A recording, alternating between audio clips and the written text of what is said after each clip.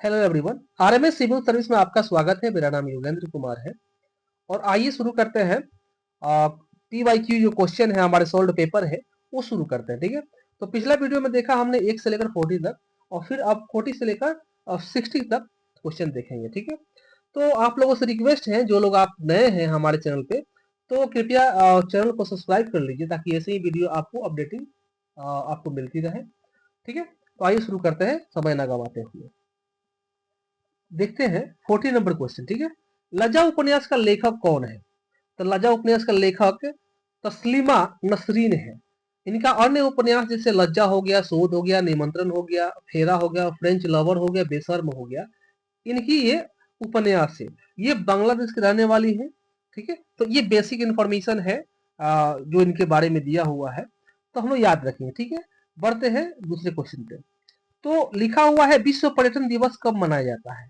तो इसका answer C हो जाएगा, 27 सितंबर को मनाया जाता है। ठीक है, 27 सितंबर को मनाया जाता है। 2021 में जो थीम थी समावेशी विकास और 22 में जो थीम थी उसका पर्यटन पर पुनर्विचार। तो ये एक की पॉइंट है जो मैंने आपको बता दिया। हमेशा आप लोग याद रखेंगे 27 सितंबर को विश्व पर्यटन दिवस मनाया जाता है। आइए शुरू करते हैं दूसरे पे।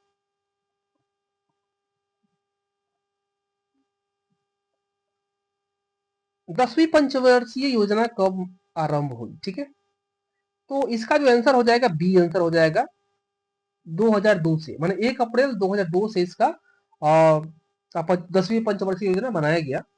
हालांकि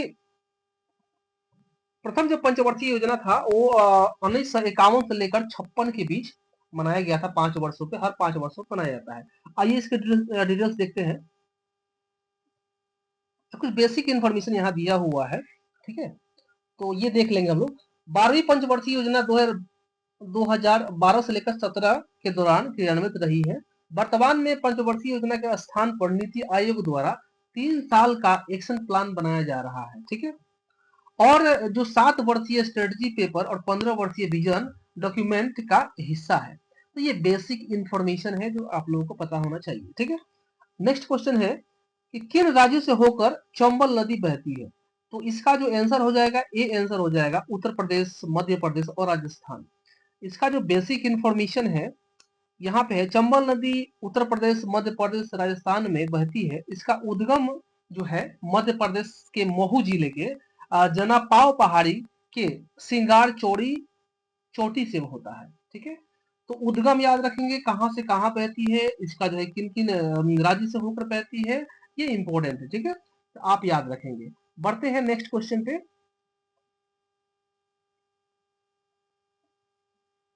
तो भूमि के चारों ओर वृद्ध यानी लैंड लॉक कौन सा राज्य है? लैंड लॉक राज्य के बारे में पूछ रहा है कि कौन सा ऐसा राज्य है जहां 4 राज्यों से घिरा हुआ है। तो इसका आंसर जो हो जाएगा बिहार, सी सी आंसर हो जाएगा। भूमि से चारों ओर वृद्ध राज्य बिहार है। बिहार की स्थल सीमा नेपाल, भारतीय राज्यों की उत्तराखंड, उत्तर प्रदेश, झारखंड और पश्चिम बंगाल से लगती है। अन्य 3 समुद्र तटीय राज्य है। ठीक है, तो ये बिहार है। बिहार का जो 4 राज्य से घिरा हुआ है, ये सिर्फ राज्य याद रखना है कि कौन सा राज्य है जो बिहार के चारों तरफ घिरा हुआ है। ठीक है, आइए नेक्स्ट क्वेश्चन पे। क्वेश्चन नंबर 45 है कि किस राज्य के साथ बिहार की दामोदर घाटी परियोजना में साझेदारी है? तो आंसर आपका डी हो जाएगा, पश्चिम बंगाल। और डिस्प्ले पे दिया हुआ है आपका क्वेश्चन का बेसिक इंफॉर्मेशन। 7 जुलाई 1948 को स्वतंत्र भारत की पहली बहुउद्देशीय परियोजना के रूप में दामोदर घाटी परियोजना अस्तित्व में आई है, जिसे बिहार और पश्चिम बंगाल की साझेदारी है। यह भारत की ऐसी पहली परियोजना है जिसमें कोयला, जल और गैस 3 स्रोतों से विद्युत उत्पन्न की जाती है। ठीक है, तो दामोदर घाटी परियोजना किससे जुड़ा हुआ है? पश्चिम बंगाल से। ये कब शुरू हुआ? 7 जुलाई 1948 से शुरू हुआ। ठीक है, जब भारत स्वतंत्र भारत की पहली बहुउद्देशीय परियोजना है ये। ठीक है, तो ये बेसिक इंफॉर्मेशन है, कीवर्ड है, आप लोग याद रखेंगे हमेशा। ठीक है, आइए देखते हैं नेक्स्ट क्वेश्चन। नेक्स्ट क्वेश्चन में है कि कौन सा राज्य डाक क्षेत्र यानी 8 के अंतर्गत आता है? ठीक है, तो इसका आंसर हो जाएगा बिहार। डाक पिन कोड की व्यवस्था 15 अगस्त 1972 से शुरू हुई। भारत में 9 डाक पिन कोड क्षेत्र है, जिनमें पिन क्षेत्र 8 बिहार झारखंड को संदर्भित करता है और सेकेंड पिन यूपी और यूके उत्तराखंड को संदर्भित करता है। तो हमेशा याद रखेंगे। तो इसे देख लिया हम लोग। तो 3-4 ऐसे कीवर्ड, जैसे डाकघर 15 अगस्त 1972 को शुरू हुआ और पहला और दूसरा यानी क्षेत्र 8 बिहार झारखंड को संदर्भित है और सेकेंड जो पिन आपका यूपी और उत्तराखंड का यूके को संदर्भित है। ठीक है, तो ये रहा 46वां क्वेश्चन था। आगे बढ़ते हैं।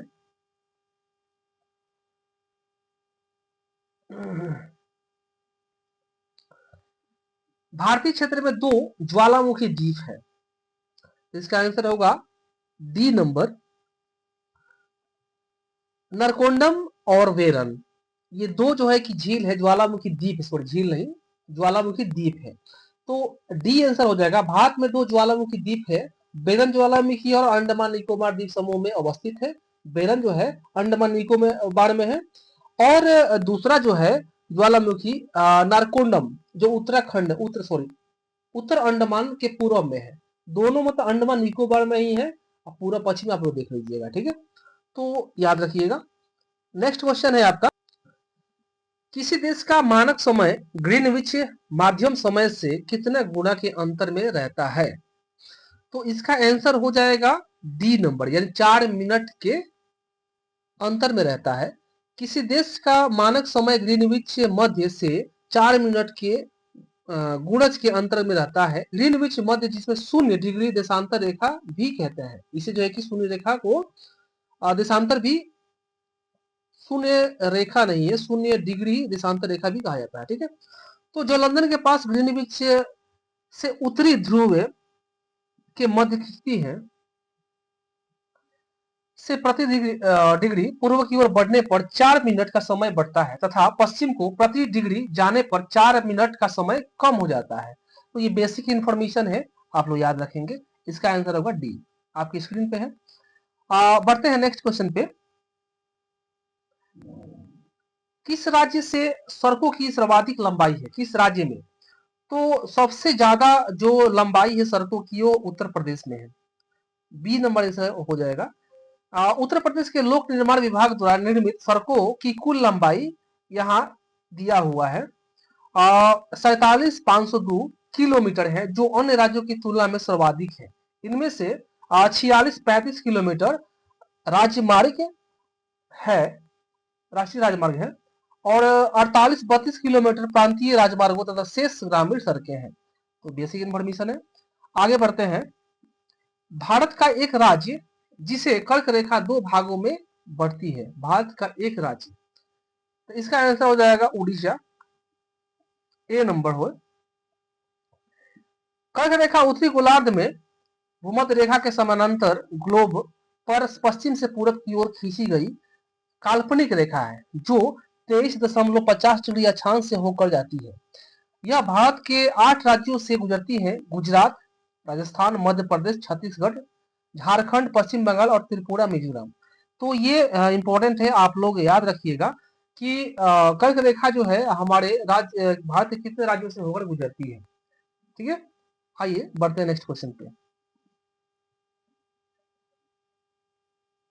सूर्य और पृथ्वी के मध्य न्यूनतम दूरी कितनी होती है? तो इसका आंसर हो जाएगा डी, 3 जनवरी को। पृथ्वी 3 जनवरी को सूर्य से सबसे नजदीक अर्थात उपसौर स्थिति में रहता है। 4 जुलाई को सूर्य से सबसे दूर अर्थात अपसौर स्थिति में होती है। ठीक है, तो ये याद रखेंगे। और आते हैं 52 नंबर क्वेश्चन पे कि सूर्य और पृथ्वी के मध्य अधिकतम दूरी रहती है। कितना दूरी रहती है? तो हम ऊपर पढ़ चुके हैं क्वेश्चन नंबर 4 जुलाई को। 3 जनवरी को सूर्य सबसे नजदीक अर्थात उपसौर स्थिति में रहता है। नेक्स्ट जो क्वेश्चन है इस पे,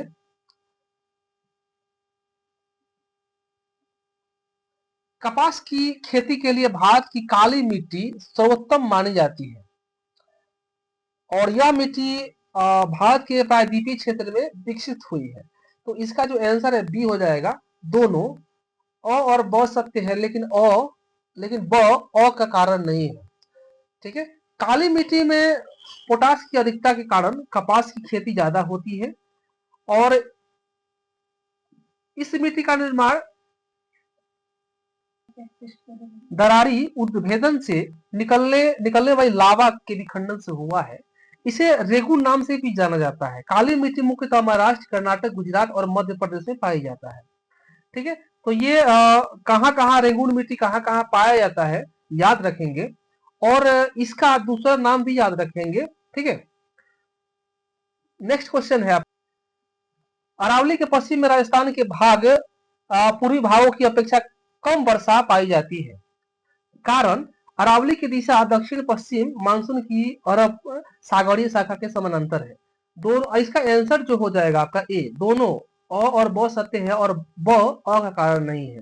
आंसर इसका देख लेते हैं जो बेसिक इंफॉर्मेशन। अरावली के पश्चिम के राजस्थान के भाग पूर्वी भागों की अपेक्षा कम वर्षा प्राप्त रहती है क्योंकि अरावली की दिशा दक्षिण पश्चिम मानसून की अरब सागरीय शाखा से समानांतर है। अंततः दोनों कथन सत्य है और दूसरा पहले कथन की व्याख्या करता है।